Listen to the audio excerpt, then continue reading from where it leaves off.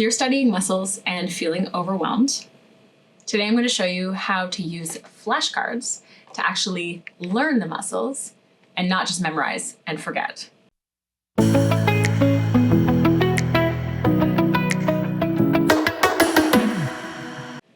Flashcards are one of the best ways to actually build a memory database of all of the things that you need to know about muscles and their names and origins, insertions, actions. There are so many muscles to learn, and you have to start immediately, and it just keeps going. The tendency is for people to just la la la la and not think about it, but then we need to know. The key with flashcards, though, is how you use them.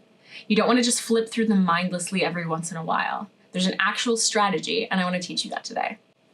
So the first thing you're going to want to do with your cards is you're going to want to sort them by region. So the Trail Guide flashcards are one of my favorites, and they already have the region on here. Right there, it says shoulder and arm. So all of the shoulder and arm cards have the same color on the side, so that's nice. And I also like to start with the cards that I've already learned in class. Again, you have a stack that's this high, it's overwhelming. Don't do that to yourself. Put the rest in the box that you haven't learned yet, take the ones that you have, start with that. You can also do it where you sort it by function.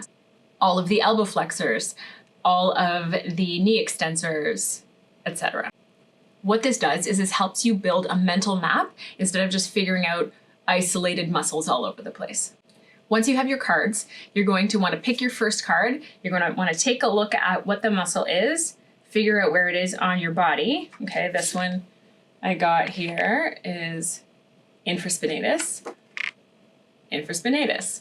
So I say it out loud like a spelling bee. Infraspinatus. And then I say it originates in the infraspinous fossa of the scapula, inserts on the greater tubercle of the humerus, and it laterally rotates the shoulder, adducts the shoulder, and stabilizes the humerus in the glenoid cavity. Okay, you want to speak it out loud like you're teaching it to someone. If you have somebody in front of you, like a study partner, amazing. If not, you can just teach it to the room or a teddy bear or your mom. Pick somebody. So once you've gone through maybe 5 cards, that's usually the max, it's time to drill them. Okay, so we've learned them, now we're going to drill them. Put the cards you've learned in a pile. And grab one at random and quickly read the name, infraspinatus, okay? I'm just taking a glance at the card. I'm not looking at what else is on it, okay? I can look at the picture if I want, depending on how comfortable I am with this, but generally I'll just briefly look at the name and put it down, infraspinatus. And I do it the same way that I've just been learning it. So I say it out loud, and then I say the origin, the insertion, the action, then I take a look. Did I get it right? If the answer is yes, great. I'm going to put it over here in my yes pile. If I didn't get it right or I'm missing a key piece of information, I'm going to put it over here in my no pile. And then I'm going to keep going and I'm going to drill through the rest. So it takes the average person 5 to 7 repetitions of something, and usually over the span of at least 2 to 5 days to really commit it to memory. Learning is one thing, but being able to recall is a totally other deal. So what you actually have to do is you can't just make this a one-off. You have to do daily mini sessions. I honestly like 5 to 10 minutes at the most, and I can do this by myself. I can do this with a partner. It doesn't matter. So short, focused sessions are way better than one long cramming session. You want to try and learn 5 to max 10 cards a day. You want to build a rhythm. You want to learn 5, add them to your pile, drill them, yes pile, no pile, and then you want to keep going through your no pile and learning them while still drilling your yes pile over and over again.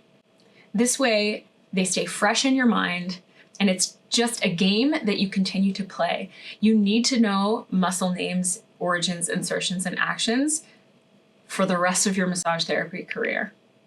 After school is over, the origin insertions specifically, they get a little bit less important, but you're going to have to know how to palpate. You're going to have to know how to figure out what muscle fibers you're on. So this practice, 5 minutes a day, can save you so much trouble in the long run in your career. A couple of tips. If you struggle with memorizing flashcards still, or you have a learning disability, honestly, flashcards can be your best friend. I like to add in a few extra things sometimes. One of those things is pairing the speaking out loud with movement. So for example, if I get the infraspinatus card, I picture it in my mind. If I have a partner right there, I may palpate it on them or just look at it in front of me. I will stretch the muscle or I'll move it around. I'll palpate where the muscle actually attaches, and then moving my body while saying it out loud pairs together two types of learning and makes it a little bit easier to solidify this in my mind. Also, if you are a visual learner, you can draw the muscle out, you can write the name of the muscle down. That can sometimes help solidify things in your memory as well. You can also, if you really feel like it, you can get out the Crayola markers and you can draw on your partner if they're willing to let you. So that's it. Flashcards, when used properly, it can be really powerful, but the key is really in how you use them. If you liked this video, please like, subscribe, and follow Massage Mentor, and let me know what else you want to see.